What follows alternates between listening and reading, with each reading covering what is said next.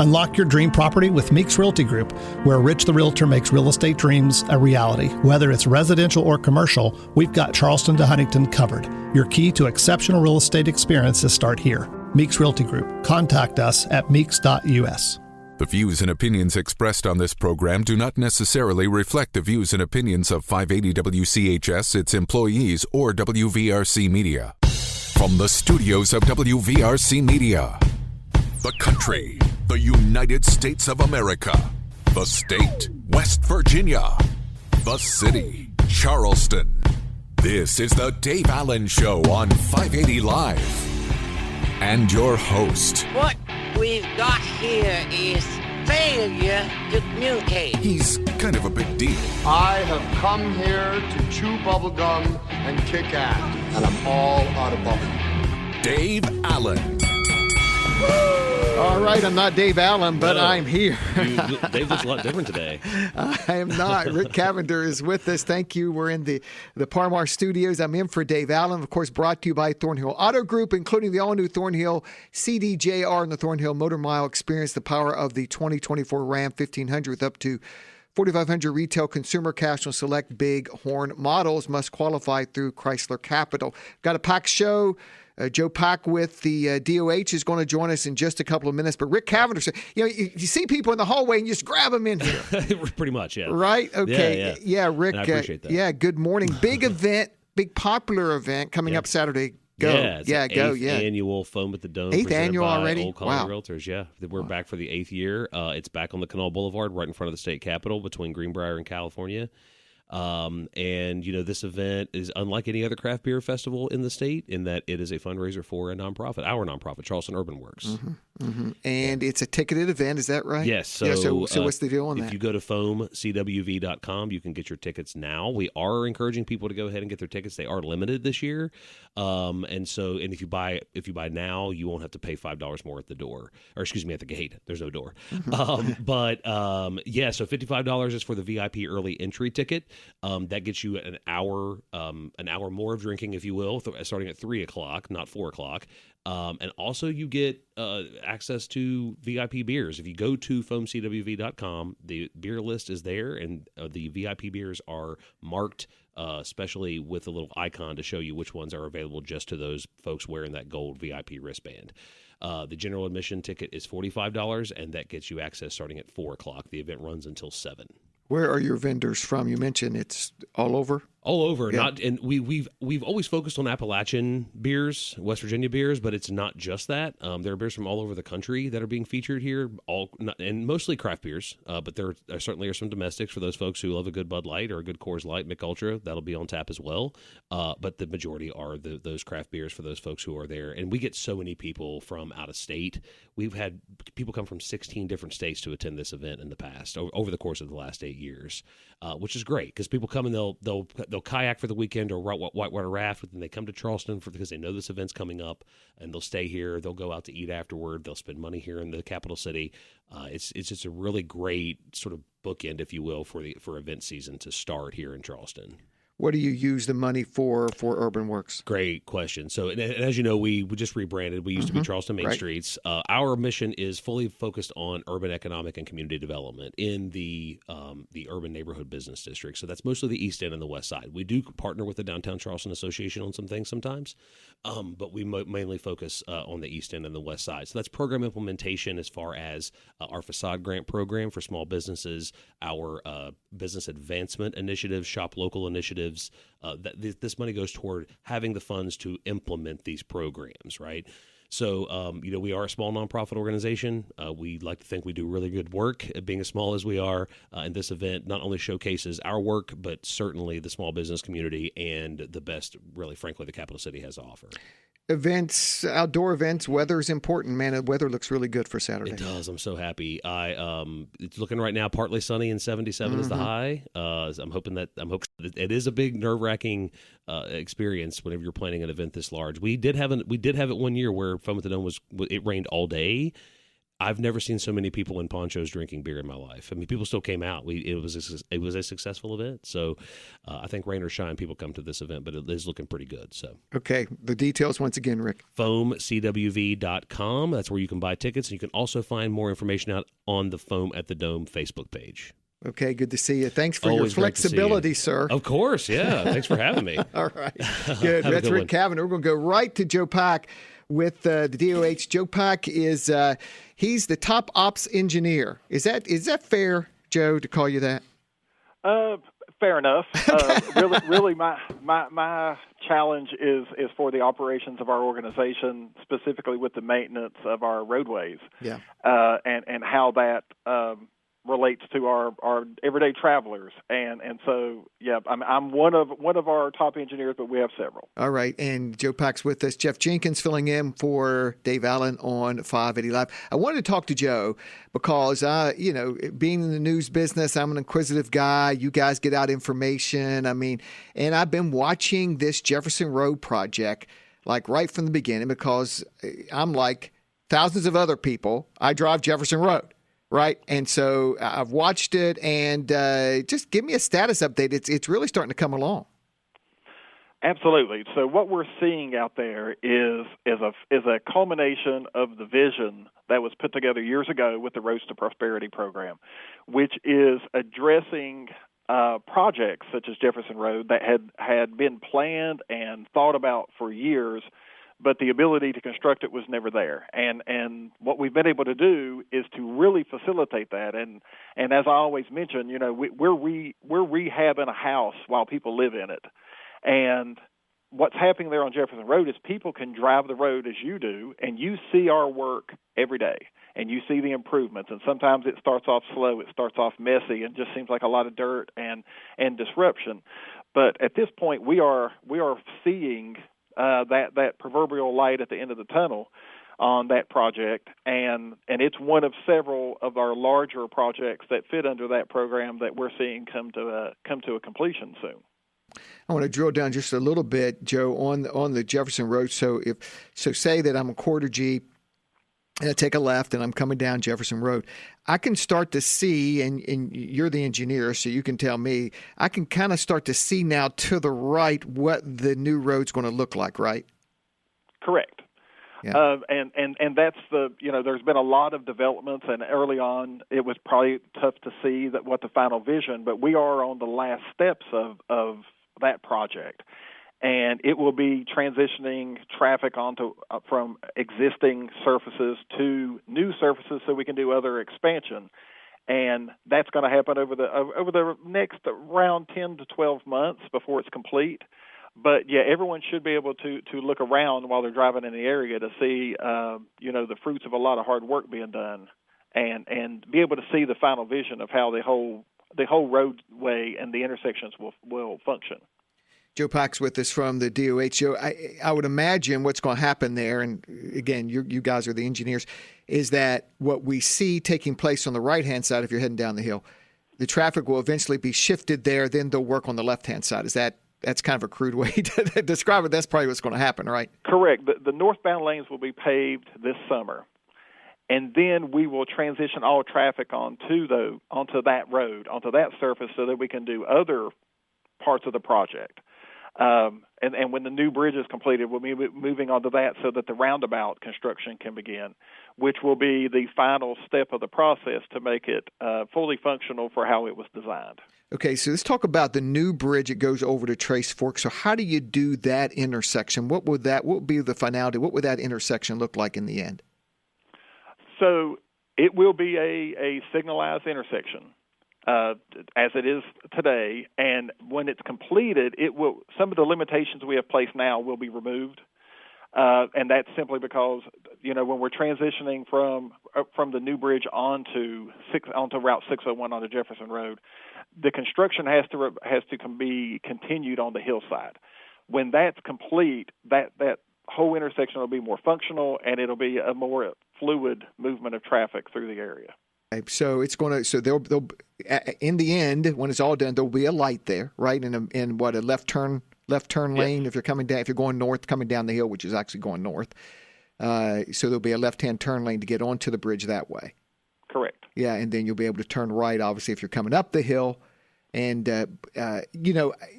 just from people I talk to, I mean, they love that bridge already to get over to Trace Fork. Yeah.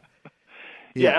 I mean, that project itself was already such a relief of traffic congestion that it's only a small piece of the pie, though. For when this is all completed, for people to move through that area, it will be so much a more fluid, more of a situation where you don't have to just come to constant stops due to traffic congestion. Mm-hmm.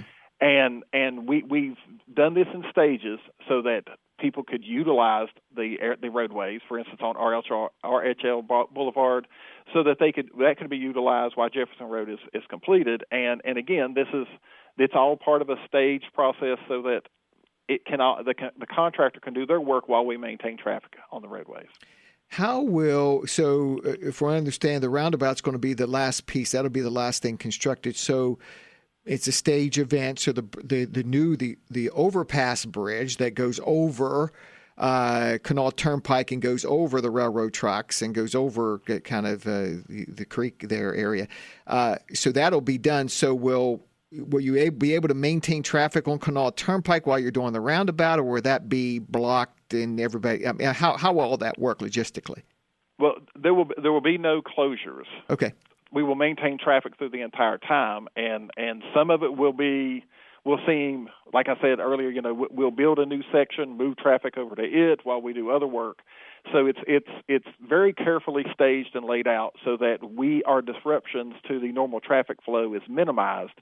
However, we can't eliminate it simply because we're doing a significant amount of work, and we will do everything we can to notify the public when those transitions are coming up, and so they can expect it, and it's not just a shock one morning when you come to work that you're doing something that you're not accustomed to. Is the roundabout going to be right kind of underneath the new bridge, or is it little more down toward the railroad crossing? Where's kind of the roundabout? The specifics on that I don't have in front of me to explain. And unfortunately, you probably know that area way more than I do, simply because you utilize it multiple times a day. Yeah. But one thing that'll happen is that roundabout will allow for those that are accustomed to using a roundabout, it changes any existing traffic conditions to such a more manageable flow. Mm-hmm. And it reduces accidents once everyone becomes used to driving it, because it just allows traffic to never have to come to a stop. And we've utilized these all throughout the state, and we really expect this to be a significant game changer for that area. Mm-hmm. And Joe Pack's with us with the DOH. And Joe, and I think people might be surprised, too, how much traffic. I mean, a lot of that traffic coming down Jefferson Road, which is coming north toward I-64, toward McCorkle Avenue, a lot of the traffic goes straight through there. So they'll be up on the bridge, right? I mean, that's where the major part of the traffic will be. Correct. And differentiating those travel paths for where people are intended to go is really the core of our engineering section. It's figuring out where the traffic patterns are, where the drivers are wanting to go, and then facilitating that so that someone doesn't have to have a difficult time to get from point A to point B. Okay, and always the question for the DOH is, when is this going to be done? I think you mentioned it a couple of minutes ago. Right. A lot of the changes we're going to be seeing are going to be happening late summer and early fall, and then the final completion of the project, we have it scheduled and expect it to be done in late spring, early summer of 2025. So we are literally seeing the end of the program and the final touches being put on this project for it to be fully functional for the public to utilize and see where their tax dollars went. Okay, let's go west a little bit, down to the Donald Legg Bridge, the bridge project. That's the Nitro project that goes into Putnam County. Wow, what a major project that's been. And the most significant thing has happened in the last few weeks. You've been able to open 2 new lanes of the second new bridge, the second big bridge that you built over the Kanawha River. 2 new lanes of that have opened up. Correct, and it is really an exciting time for us. A lot of blood, sweat, and tears has been poured into these projects, especially this one. It is one of the largest projects we had as far as the Roads to Prosperity program went. It is going to improve a major congestion area that exists just right here in the Charleston to Huntington area.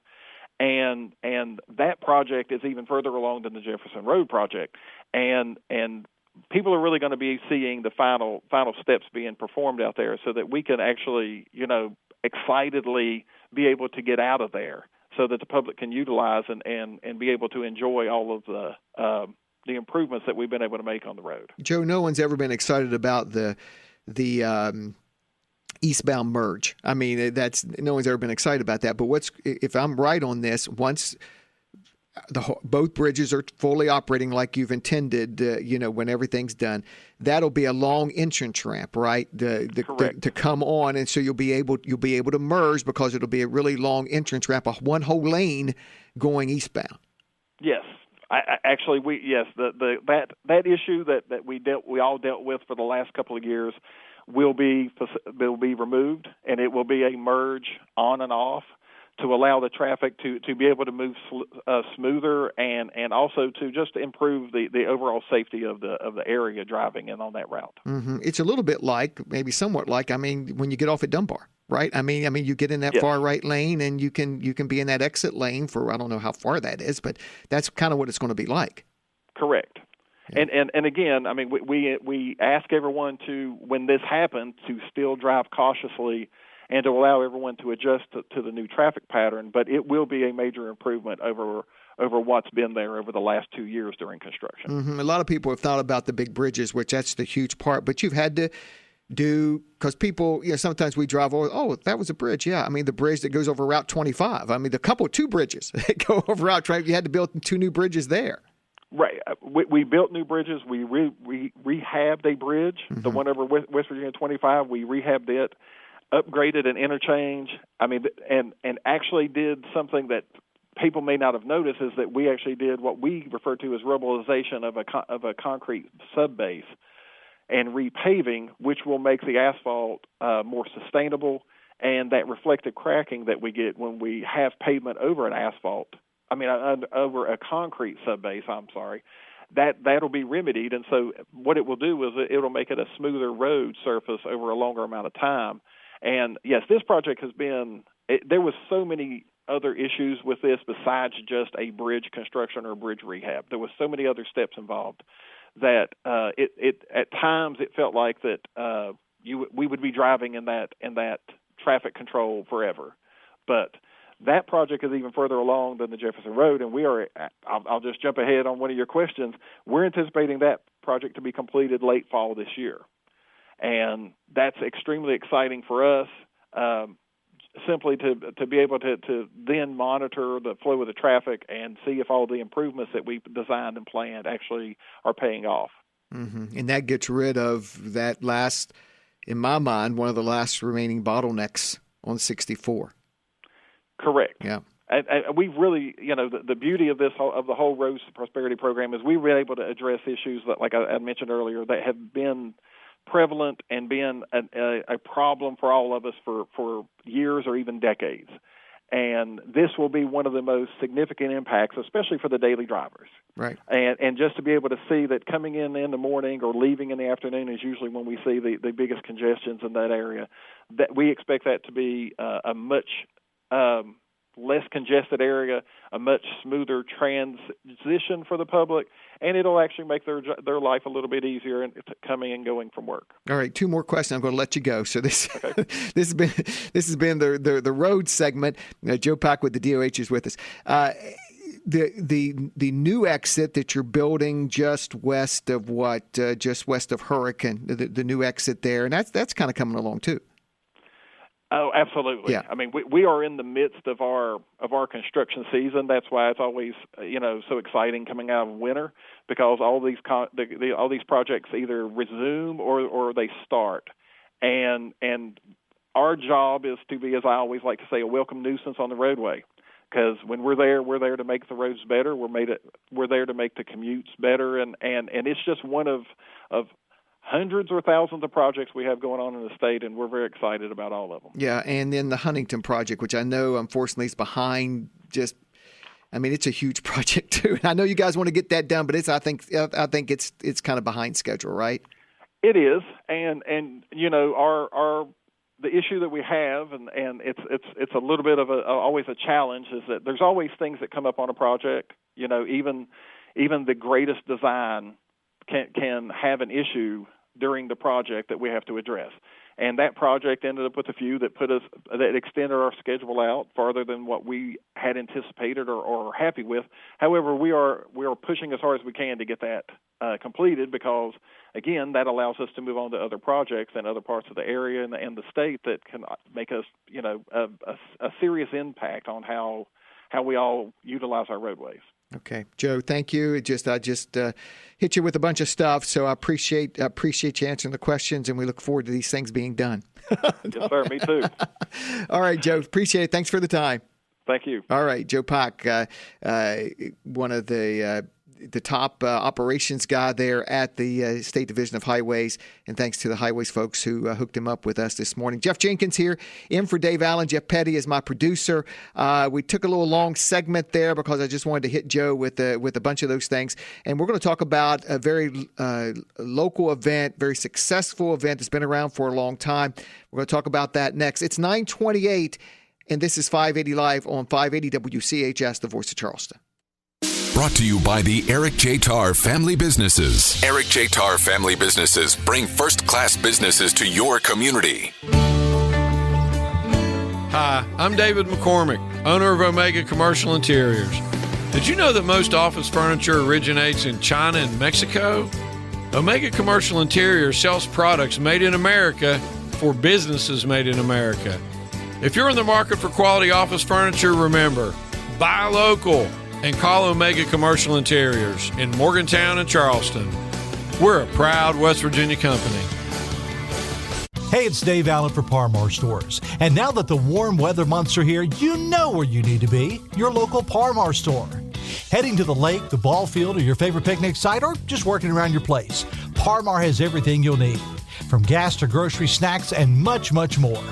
Download the Parmar app and sign up for the Parmar Rewards Card. Ohio, West Virginia, Kentucky, Maryland, Pennsylvania, and Virginia. If there's not a Parmar store near you now, there will be soon. Hi, this is Quentin. And this is Brianna. A little thing we love about Chick-fil-A chicken strips are how satisfying they are. The chicken strips are amazing. They're always filling, tender, and juicy. Definitely one of my favorite things on the menu. My favorite thing is the last bite. The last bite is nice and juicy, and it's wrapped up in some crispy breading that keeps it nice and tasty. And being able to scoop up my Chick-fil-A sauce with it, it's just like the best part of the meal. It's an undefeated combo. Order the chicken strips on the Chick-fil-A app today. Real customers paid for their testimonials. It's the season. Hey, it's Sydney, and it's time to conquer the road with the all-new Thornhill CDJR on the Thornhill Motor Mile. Get ready to experience the power of the new 2024 Ram 1500 like never before, with up to an incredible 4,500 retail customer cash on select Bighorn. Don't let this opportunity pass you by. Cruise over to Thornhill CDJR or roll on down to US 119 in Logan today. Seize the moment and discover why Thornhill CDJR is your ultimate destination for unbeatable deals on the road to total savings. This is qualified through Chrysler Capital. See Thornhill for all details.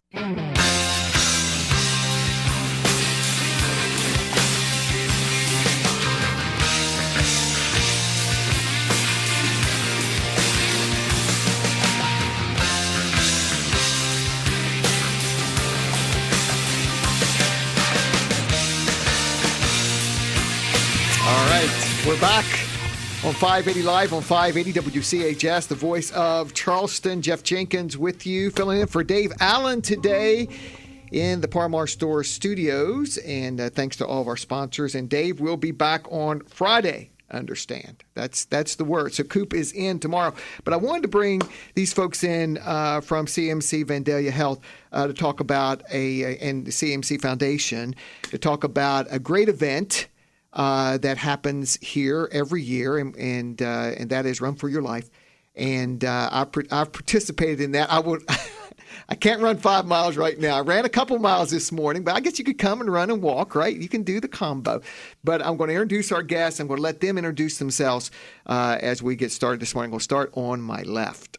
Good morning, everybody. I am Tamerra Gilmore. I work for the CAMC Foundation. I'm a development officer, and I'm the race director for the Run for Your Life. Okay, and to my right. Yeah, good morning. Thanks for having us. This is Bryan Cummings. I'm the president of the CAMC Foundation, and we're thrilled to be with you this morning. Yeah, and it really is a great event. I'll let you start, Tamerra, about kind of the history of this and what it's all about and why we do it.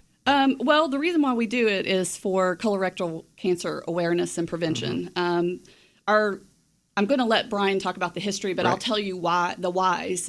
West Virginia is becoming really increasingly in the amount of colorectal cancer awareness or cancers in the state. So West Virginia ranks second for the highest rate of colorectal cancer per 100,000 people. And they are estimating that in 2024 that colorectal cancer will be the leading cause of cancer deaths in men under the age of 50 and the second among women of the same age.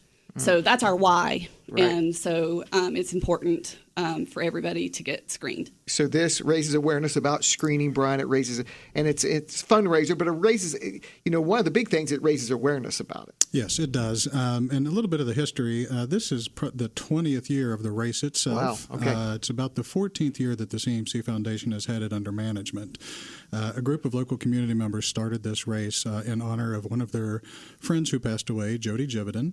And obviously, as we've lost individuals to the disease over the years, we've tried to recognize others that have been engaged with us. Chris Stadelman, most recently, someone that a lot of our listeners know about, both of those gentlemen. But we've been doing this to raise that awareness level. As Tamerra just touched on, this is a disease that's impacting too many people in our community. And so what the CAMC Foundation does with the funds raised is allocate those back to do awareness events and then help cover screening costs for individuals that are being treated at the CAMC Cancer Center. And it's a great effort. It gets it kind of top of mind because we just lose too many people.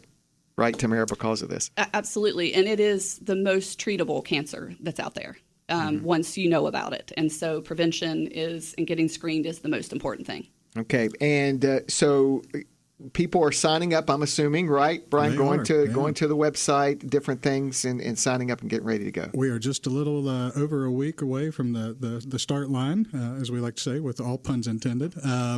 But we've got a great race lined up this year. We have a group of committee members that have been out soliciting in the community and helping get this event planned, and wanted to recognize those real quick if that was okay. Sure, absolutely. Ted Brady, Orlando Craighead, Emma Gillum, Dr. Lucas Hamrick, Brad McElhinny, Robbie Queen, John Seibold, Josh Sword, Michael Sword, Peggy White, and Chip Erling. And all of these guys under Tamerra's guidance have been out raising the money and getting individuals signed up. And so we will all meet on the start line on June 15th at 8 a.m. We're a kickoff event to be a partner with Festival as well.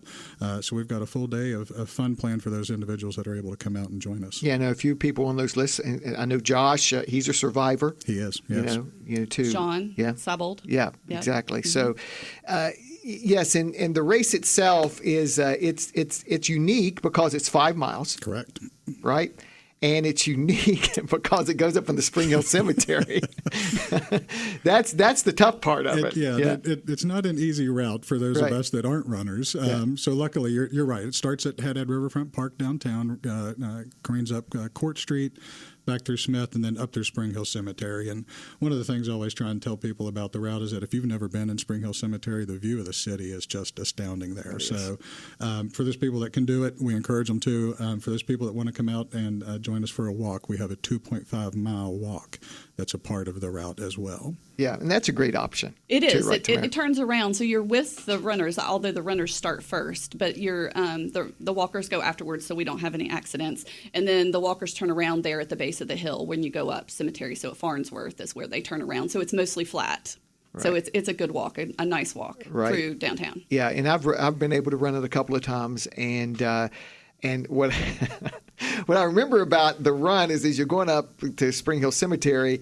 And I don't know if this person does this every year. There's a drummer there, and we have 4 of them. Yeah. Okay. Yeah. So that's It either motivates you or you just try to shut it out. It's one or the other. It's supposed to be a motivational tool. Yes. To help get you up that final leg of the hill. Yes, exactly. And so how are signups going? Does it look pretty good? We're right on target where we were last year. I think we had over 500 people registered last year, and over just close to the full 500 that registered participated. You always have some that don't show up on the day of. Schedules get in the way, so some people don't show up. But we had over 500 last year registered. So it's a great event. It's a great family event.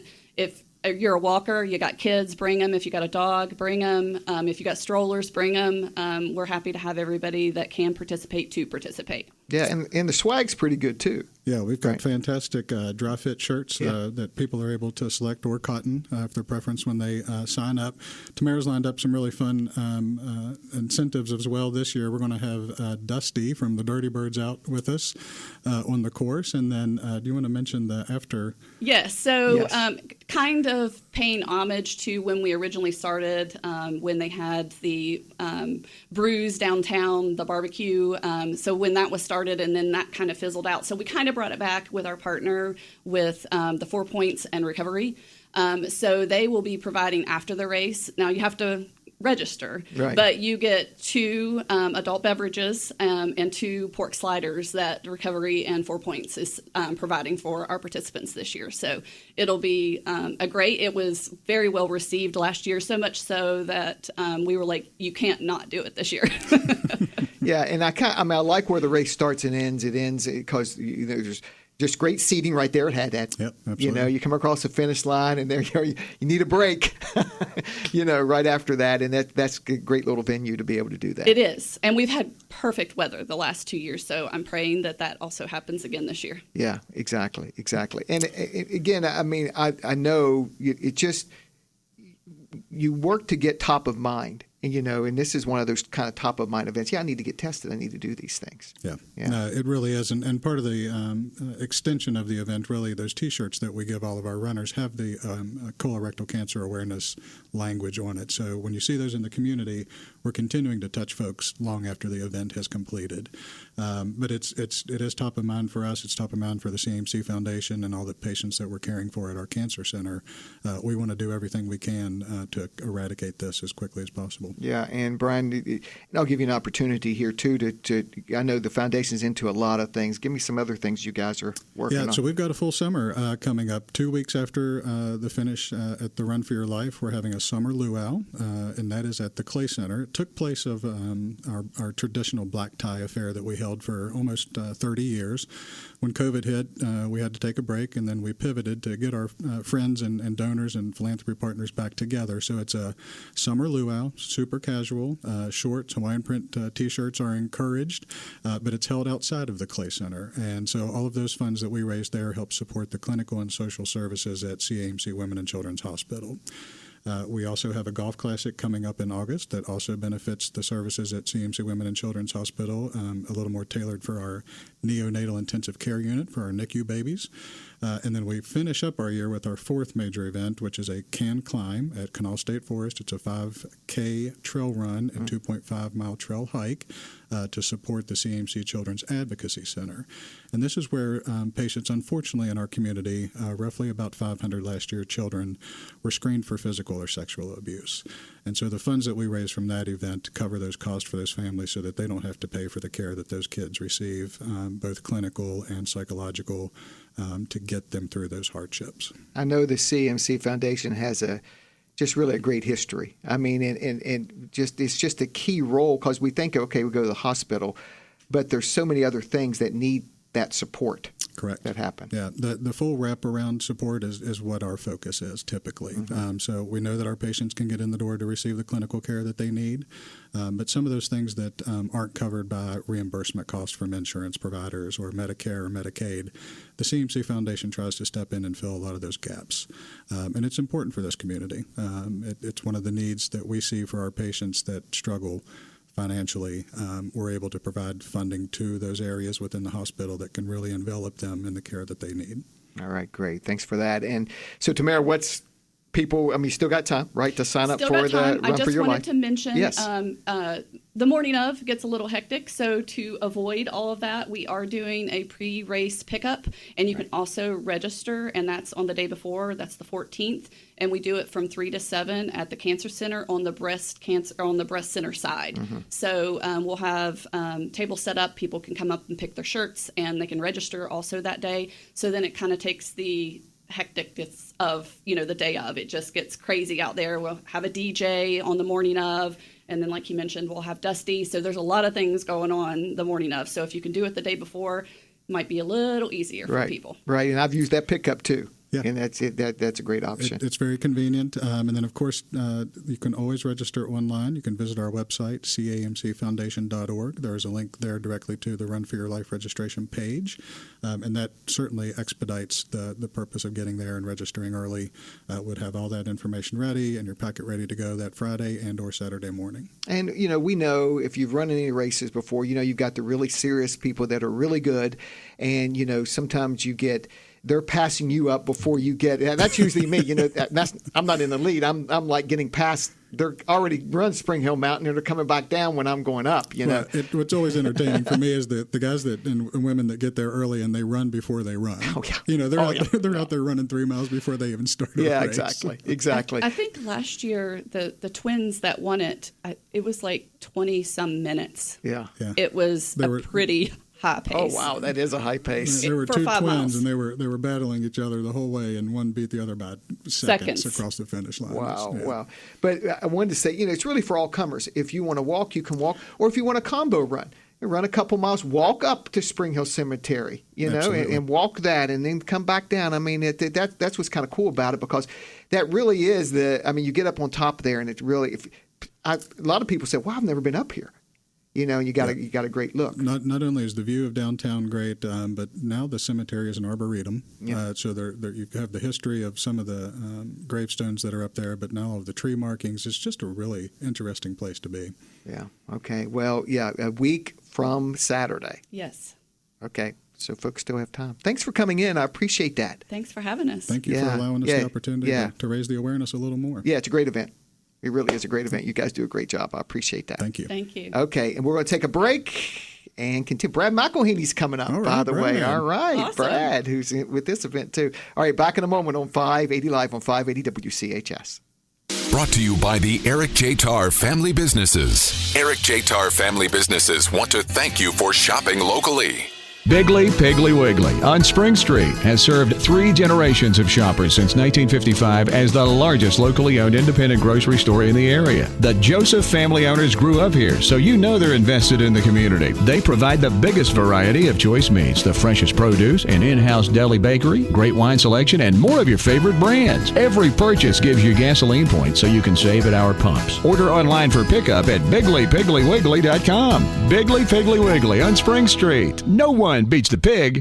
The headlines remind us daily the world is a dangerous place. The elites in charge say everything's fine, stop noticing. But you know better. And your gut knows that time is short to prepare for a world that is 4 missed meals away from chaos. My Patriot Supply has helped over 3 million families become more self-reliant and is the company Americans trust to prepare. Go to MyPatriotSupply.com and secure their best-selling 3-month emergency food kits. Each contain delicious breakfasts, lunches, and dinners, averaging over 2,000 calories per day. Secure at least 1 food kit for each family member. For a limited time, save $200, plus get free shipping on all their Ready Hour 3-month emergency food kits. You're not ready if it's not Ready Hour Foods. My Patriot Supply also has solar power generators, water filtration units, biomass stoves, heirloom seeds, and critical survival gear. Shop MyPatriotSupply.com today. MyPatriotSupply.com. It's the season. Hey, it's Sydney, and it's time to conquer the road with the all-new Thornhill CDJR on the Thornhill Motor Mile. Get ready to experience the power of the new 2024 Ram 1500 like never before, with up to an incredible $4,500 retail customer cash on select Bighorn. Don't let this opportunity pass you by. Cruise over to Thornhill CDJR or roll on down to US 119 in Logan today. Seize the moment and discover why Thornhill CDJR is your ultimate destination for unbeatable deals on the road to total savings. This is qualified through Chrysler Capital. See Thornhill for all details.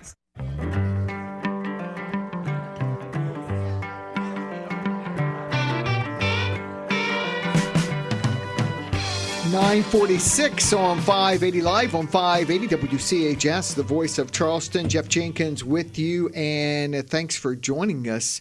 Dave Allen is out. He is out today and tomorrow, so he will be back coming up on Friday. And Del Cooper will be in here tomorrow with us. And he'll have a couple of guests on. We'll be talking about some events. We have Brad McElhinny coming on in a couple of minutes here on 580 Live on 580 WCHS, the voice of Charleston. Things in the news today. One of our lead stories at WVMetroNews.com and WCHSNetwork.com. Just a local mother, Charleston mother. Her son was tragically murdered last month, Memorial Day weekend, and she is reaching out because police have had a tough time getting people to cooperate in connection with Dimitri Coleman's murder.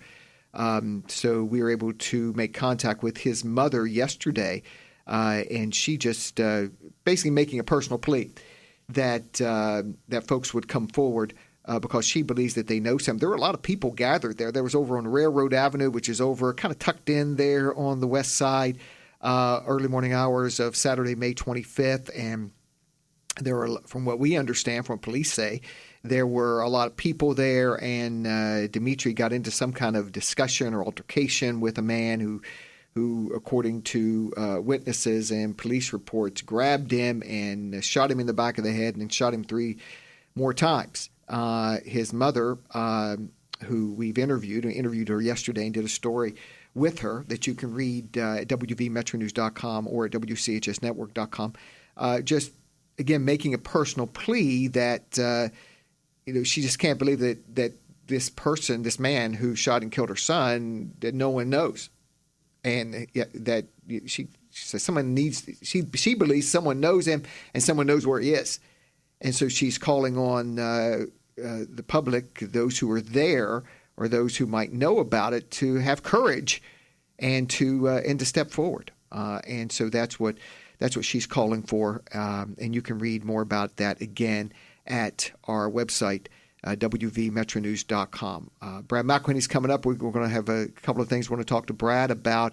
Hoppy's got Metro News Talk Line coming up. And Hoppy, if you heard some discussion yesterday, some discussion about some vote totals that just kind of raised some eyebrows in Mingo County in a state Senate race. And we understand it's not only the state Senate race, but maybe a couple other races. And so Hoppy is scheduled to talk more about that today. And we'll see if there are any formal complaints that are made in connection with that. I mean, election results have already been certified, but there's just some questions. Just the numbers just don't look right. And so there's some discussion on Talk Line yesterday about that. I think we can expect some more discussion coming up today on that issue. Hoppy's got a couple of guests on, and he'll be talking about that. Brad McElhinny up next here on 580 WCHS, the voice of Charleston. And there's going to be a news conference that is scheduled for tomorrow by the governor's office. That'll happen at 2 o'clock tomorrow, and it's on this Boone County case that we've done a lot of reporting on. Other media members have done a lot of reporting on, and it's the death of Kennedy Miller, the 14-year-old girl, her April death, and then how the state has responded to her case over the last couple of years. And the Justice Administration has been looking into that, and now they've scheduled a news conference for tomorrow. Brad McElhinny, Metro News statewide correspondent, joins me now to talk about that. And Brad. So we'll hear from the administration tomorrow, and this is kind of a rarity. I mean, this hasn't happened too much. It's an in-person news conference, which has been a rarity, and we'll kind of see what they've been able to find out on how the state has handled the Kennedy Miller case leading up to her death and since then. Yes, and it is quite a representation of the Justice Administration participating in this press conference on Thursday. However, the governor himself was not listed. He is bringing in the experts, and it looks like that panel will be led by the Chief of Staff, Bryan Abraham, a former prosecutor at the county level, but also representatives of the state police, Human Services, and others.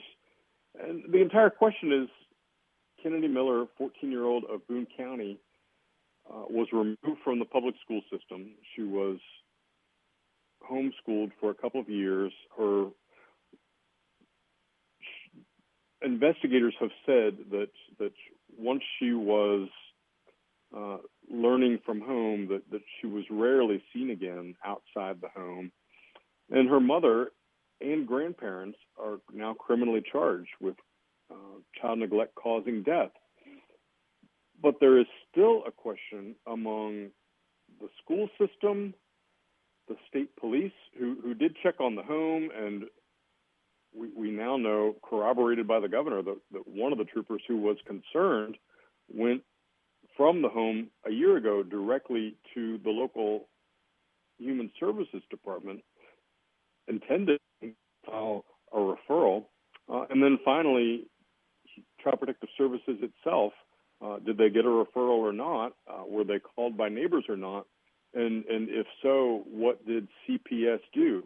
So those three entities, the school system, the police, and Child Protective Services, if they were supposed to serve as a backup, representing the public to protect this girl's life and well-being, who among them dropped the ball is the question, and tomorrow may provide more answers.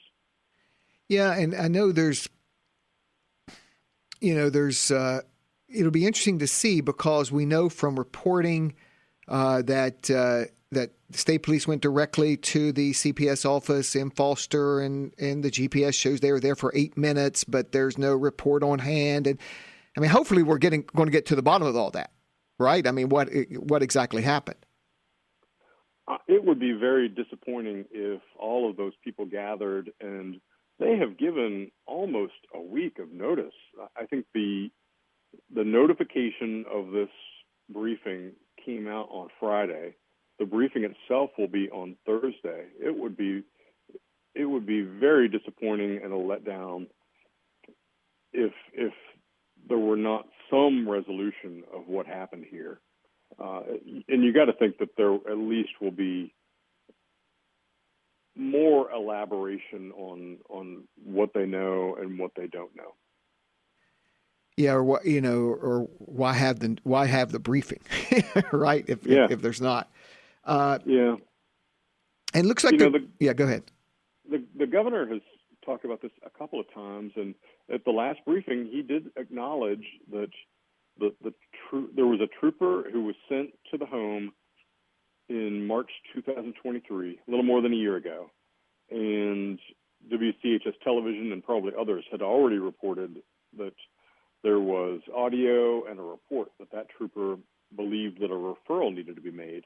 Leslie Rubin, reporter from WCHS television, did a Freedom of Information request for geographic data of the trooper's movement, and it shows that immediately upon leaving the home, the trooper did go to the local Human Services office.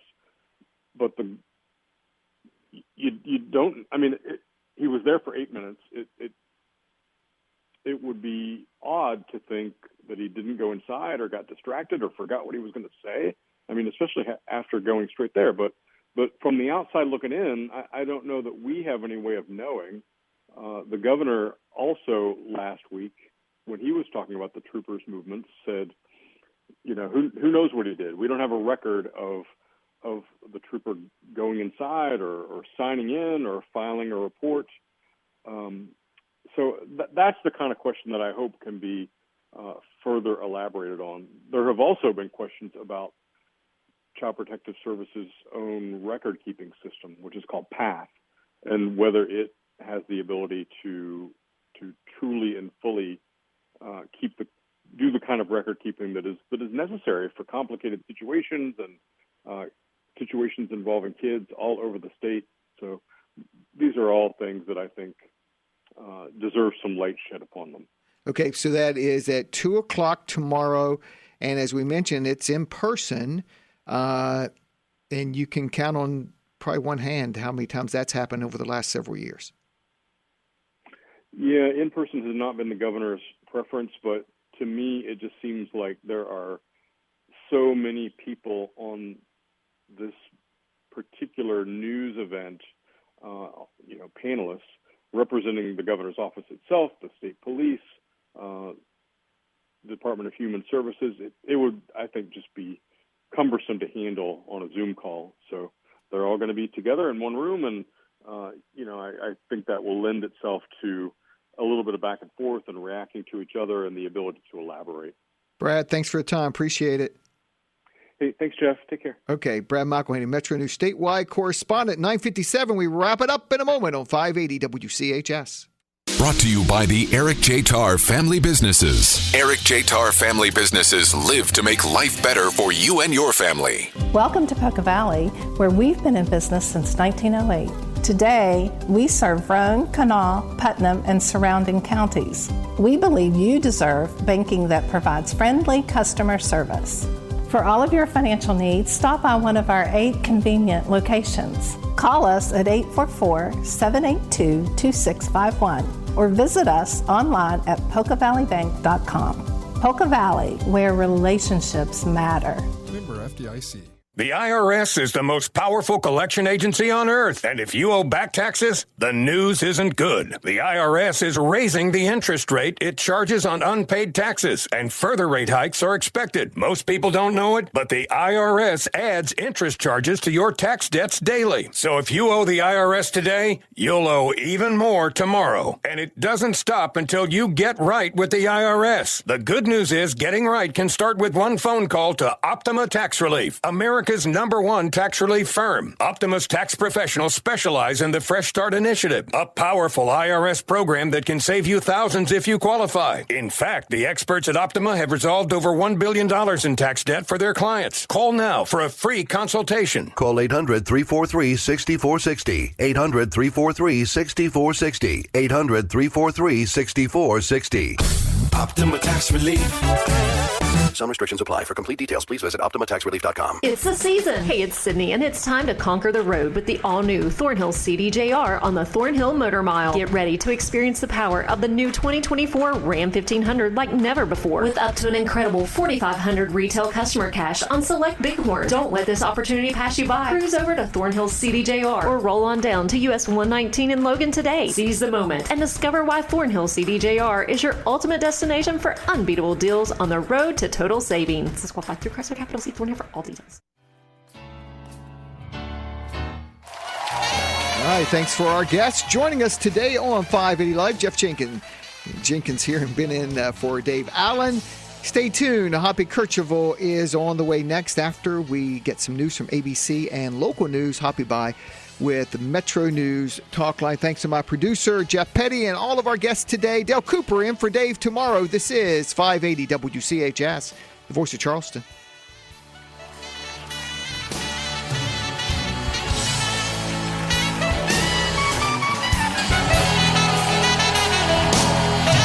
WCHS AM 96.5 FM Charleston and 104.5 Cross Lanes, a WVRC media station. We're proud to live here too.